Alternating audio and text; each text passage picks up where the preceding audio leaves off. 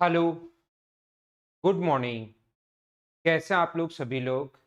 क्या एकदम ठीक हैं, एकदम बढ़िया हैं? सबसे पहले मुझे बताइए क्या ऑडियो और वीडियो एकदम ठीक है क्या? ऐसा मुझे बताओ, उसके बाद हम लोग क्लास की शुरुआत करते हैं। Good morning, good morning, good morning.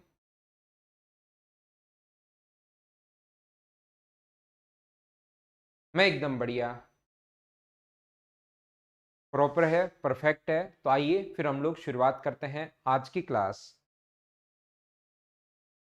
कल की क्लास में मैं आप लोगों को समझा चुका हूँ और आज से मैं आप लोगों को क्वेश्चंस करवाने शुरू करूंगा। कल की क्लास में जो बेसिक कॉन्सेप्ट था वो मैं आपको अच्छे से ढंग से ठीक से बता चुका हूं। अब हम लोग इन क्वेश्चंस के प्रैक्टिस करेंगे, क्वेश्चंस हम लोग करने की कोशिश करेंगे और टाइप वाइज मैंने बांट दिया है।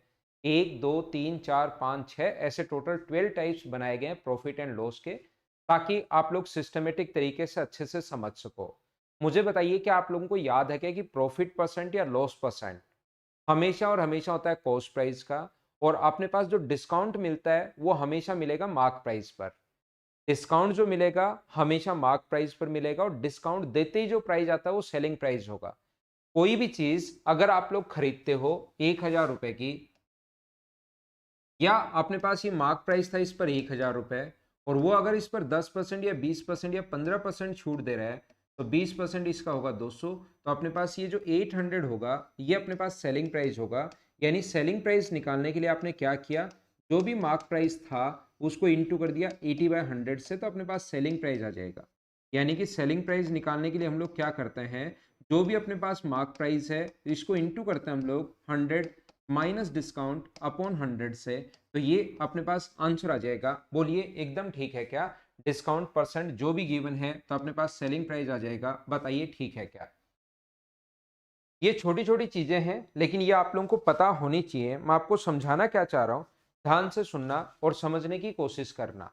यहां पर मैं आप लोगों को ये बताना चाह रहा हूं कि कभी भी अगर कॉस्ट प्राइस आपको गिवन है, यदि कॉस्ट प्राइस गिवन है और प्रॉफिट परसेंट या लॉस परसेंट दिया हुआ है, कॉस्ट प्राइस अगर आपको गिवन है और अपने पास या तो दिया हुआ प्रॉफिट परसेंट या दिया हुआ लॉस परसेंट, ये भी गिवन है, और हम लोगों से पूछ ले कि बताओ सेलिंग प्राइस क्या होगा, तो कॉस्ट प्राइस आपको दिया हुआ है, प्रॉफिट परसेंट या लॉस परसेंट आपको दिया हुआ है और सेलिंग प्राइस पूछ ले, तो कल की क्लास में अगर आप लोगों को याद हो तो एक फॉर्मूला मैं आप लोगों को लिखवा के आया हूं कि सर सेलिंग प्राइस का जो फॉर्मूला होगा, आप लोग बोलोगे सेलिंग प्राइस बराबर जो भी कॉस्ट प्राइस दिया हुआ है उसको इंटू करेंगे 100, प्रॉफिट है तो प्लस का साइन और लॉस है तो माइनस का साइन, अपॉन 100 से। बोलिए एकदम ठीक है क्या? आप कहोगे बिल्कुल सही है, ये कल की क्लास में मैं आप लोगों को बता चुका था। सबसे पहले शुरुआत ही यहां से की थी, पहला फॉर्मूला यही बताया था, एक क्वेश्चन का एग्जांपल दिया था और शुरुआत जो की थी हम लोगों ने वो की थी यहीं से। बोलिए एकदम ठीक है क्या? धीरे धीरे मैं आगे बढ़ता हूं, चीजें आप लोगों को समझाने की कोशिश करूंगा। यहां पर मैं क्या कह रहा हूं, यहां पर मैं ये कह रहा हूं मान लो मार्क प्राइस दिया हुआ है और अपने पास डिस्काउंट, ये गिवन है, दोनों डिस्काउंट परसेंट हम लोगों को दिया हुआ है, और हम लोगों से पूछे कि बताओ सेलिंग प्राइस क्या होगा, तो क्या आप लोग सेलिंग प्राइस फाइंड आउट कर पाओगे क्या? ये कल की क्लास में लास्ट में मैंने बताया था। ये जो अपने पास होता है ये कल की क्लास में मैं आप लोगों को बता चुका हूं। तो सेलिंग प्राइस बराबर अपने पास क्या होगा, जो भी मार्क प्राइस हमें गिवन हो उसको इंटू कर देंगे हम लोग 100 माइनस डिस्काउंट अपॉन 100 से। बोलिए ठीक है क्या? इस चीज को हम लोग इंटू कर देंगे 100 माइनस डिस्काउंट अपॉन 100 से।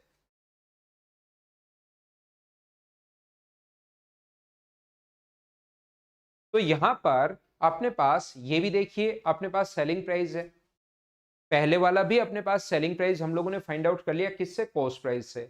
दूसरा सेलिंग प्राइस हम लोगों ने फाइंड आउट कर लिया किससे, मार्क प्राइस से। और क्या दोनों, ये भी सेलिंग प्राइस है ये भी सेलिंग प्राइस है, क्या ये दोनों तो बराबर होने चाहिए क्या? तो हम लोग क्या करेंगे, from equation first and second, equation पहली और दूसरी से हम लोग क्या करेंगे, यहां पर दोनों को बराबर रख देंगे। Cost price into 100 plus profit upon 100, और यहां पर अपने पास बराबर में कितना हो गया, mark price into 100 minus discount upon 100 से। 100 से 100 कट जाएगा यहां से, और या तो cost price upon mark price लिख लो, कोई भी रेशियो अगर अपने पास ऐसे है अक्स अपॉन वाई, तो ये अपने पास 2:3 है, तो रेशियो होगा अक्स और वाई का रेशियो कितना होगा, 2:3। या आप लोग ऐसे भी कर सकते हो, अक्स के नीचे 2 ले आओ और वाई के नीचे कितना पहुंचा दो, 3, तो भी मुझे बताओ रेशियो कितना होगा, एक्स और वाई का जो रेशियो होगा वो क्या 2:3 होगा क्या? आप बोलोगे सर बिल्कुल होगा। तो ये बात आप लोग ध्यान रखना, एक्स और वाई का जो रेशियो है वो तो अपने पास 2:3 होना है, 2:3 ही होना है। तो फिर हम लोग क्वेश्चन को कैसे, इसमें क्या समझाना चाह रहा हूँ, इसमें मैं आपको समझाना चाह रहा हूँ कि कॉस्ट प्राइस और मार्क प्राइस का रेशियो ये बड़ा इंपॉर्टेंट है, बहुत जगह मैं काम में लूंगा। कॉस्ट प्राइस और मार्क प्राइस अगर कभी भी नाम आए, 100 माइनस डिस्काउंट बराबर अपने पास मार्क प्राइस जो होगा अपॉन 100 प्लस प्रॉफिट। मुझे बताइए कि ये दोनों का रेशियो, कॉस्ट प्राइस और मार्क प्राइस अगर कभी भी पूछे, लगेगा अजीब जब मैं लिखूंगा कि कॉस्ट प्राइस जो होता है वो 100 माइनस डिस्काउंट होता है और मार्क प्राइस होता है, मान लो डिस्काउंट प्रॉफिट अपने पास 20%, प्रॉफिट 20% है और अपने पास डिस्काउंट परसेंट जो दिया हुआ है वो दिया हुआ है 40%। देन आप लोग बताइए कि कॉस्ट प्राइस और मार्क प्राइस का रेशियो क्या होगा। तो ध्यान रखना, कॉस्ट प्राइस जो होता है वो 100 माइनस डिस्काउंट यानी कॉस्ट प्राइस 60 होगा और मार्क प्राइस होता है 100 प्लस प्रॉफिट यानी कि 120 होगा। तो दोनों का रेशियो निकालना पड़े तो कितना आ जाएगा 1:2। तो ये चीजें वहां पर अजीब लगेंगी फिर, सर कॉस्ट प्राइस के लिए डिस्काउंट माइनस कर रहे हैं और मार्क प्राइस के लिए ये प्लस कर रहे हैं, ऐसा क्यों, ये उल्टा होता है। ये चीज याद रखना, ये इंपॉर्टेंट है, बहुत सारे क्वेश्चन में यहां भी काम में लोगे और ये एग्जाम में भी काफी सारे क्वेश्चंस में काम में आता है। बोलिए ठीक है क्या? ये अपने पास यहां भी काम में आ जाएगा और एग्जाम में भी ये चीज काम में आएगी आपके, ध्यान रखना।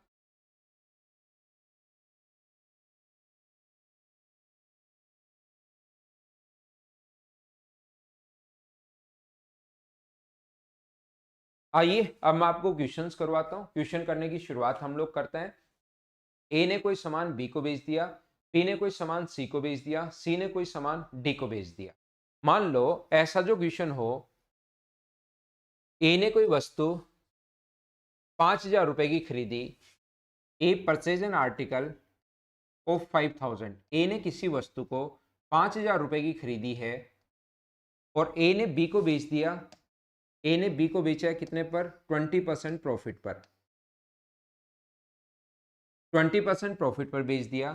बी ने सी को बेच दिया कितने परसेंट लॉस पर?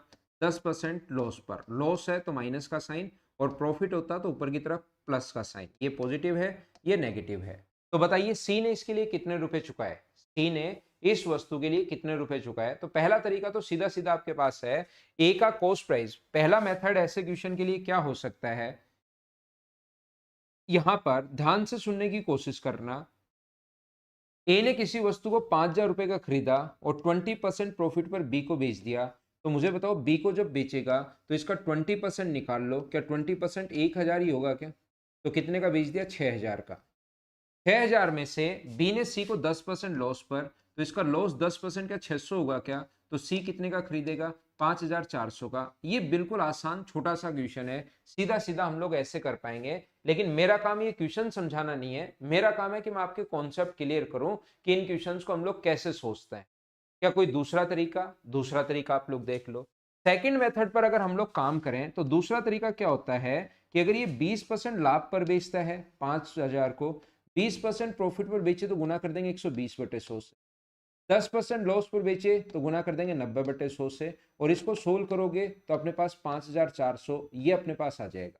इस मेथड का फायदा क्या है सर दूसरे का? इसका फायदा ये है कि ए का देकर कभी भी सी का पूछ सकता है या सी का देकर कभी भी ए का पूछ सकता है। ये बात आप लोग ध्यान रखना। ए की वैल्यू देकर हमें सी की वैल्यू पूछ सकता है या सी का देकर ए का पूछ सकता है। तो ए की वैल्यू सी का भी यहां पर दे सकता है। जैसे यहां पर ए ने कितने रुपए का खरीदा, यदि सी ने 5,400 का खरीदा है, ए का नहीं देकर वो सी का बोल देगा कि 5,400 का खरीदा है, तो ए का एक्स मान लो, इंटू करोगे 120/100 से, इंटू करोगे 90/100 से, तो बराबर में सी का देकर ए का पूछ सकता है और ए का देकर सी का पूछ सकता है। तो दूसरा तरीका अपने पास ये है। तीसरा तरीका आप लोग 100 मान के भी कर सकते हो, बात एक ही है कि आप लोग 100 मान लो और उसके बाद आप लोग रेशियो बना लो, या हम लोग ऐसे क्वेश्चन को फ्रैक्शन में भी सोचते हैं। ध्यान रखना थर्ड मेथड अपने पास क्या हो सकता है, इस टाइप के क्वेश्चन को, और बड़े क्वेश्चन का सबसे सही तरीका तो यही है कि हम लोग 100 मान लेते हैं। जब लेंदी क्वेश्चन आएंगे, बड़े क्वेश्चन आएंगे, फ्रैक्शन समझ में आएगा ही नहीं, तो हम लोग कितना मानेंगे? 100 मान लेंगे। और 20% लाभ पर बी को बेच दिया, तो बी को मुझे बताइए कितने का बेच दिया? 120 का। इसने 10% हानि पर, तो 120 का 10% 12 होगा, तो कितने का बेचेगा? 108 का। ए का देकर हमें सी का पूछ सकता है या सी का देकर हमें ए का पूछ सकता है, याद रखना। ए का देकर सी का पूछ सकता है या सी का देकर ए का पूछ सकता है। तो मुझे ये बताइए, ए का यहाँ पर 5000 दिया हुआ है, तो ए के नीचे ए का और इंटू कर देंगे हम लोग 108 से। उल्टा भी सी का दे तो नीचे 108 गुना कर देंगे। तो तरीके बदलने से आंसर नहीं बदलते, 100 मान लोगे तो भी आंसर वही आएगा। यहाँ पर हम लोग क्वेश्चन कैसे सोचते हैं, और कोई तरीका, और कोई तरीके में क्वेश्चन ऐसे सोचते हैं, वो बात एक ही है, 20% का फ्रैक्शन 1/5 होगा और 10% का फ्रैक्शन कितना होगा अपने पास 1/10 होगा। तो ये तो है प्रॉफिट और ये है लॉस।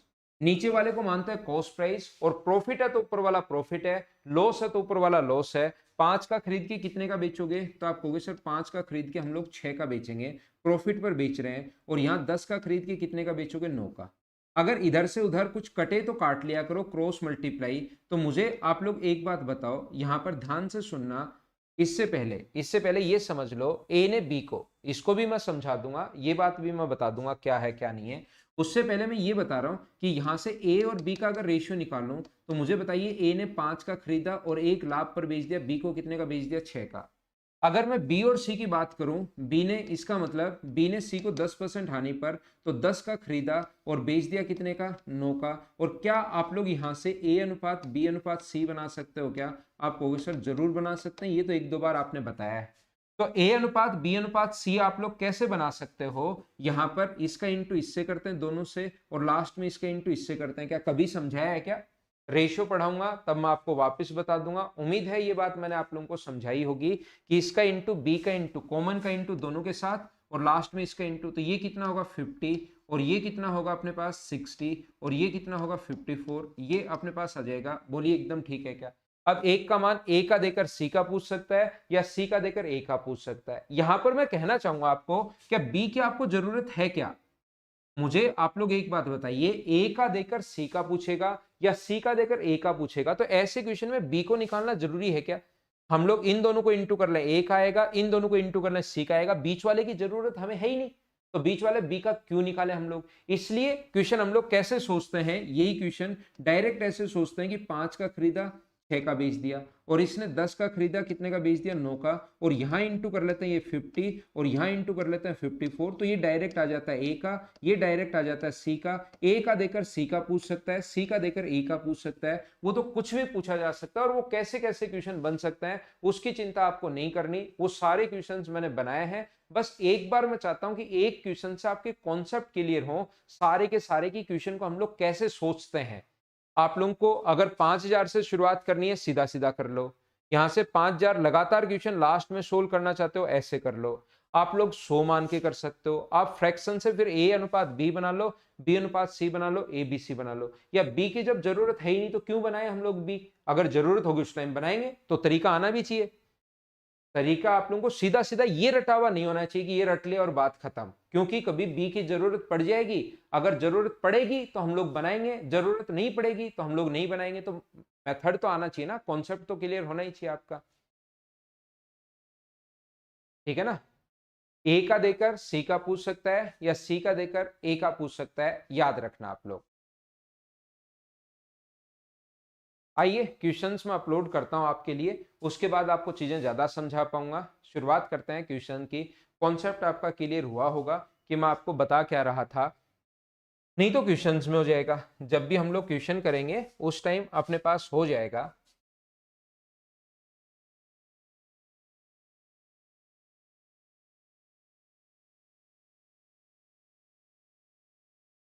चलो करने की कोशिश करो, सोल्व कीजिए सभी लोग।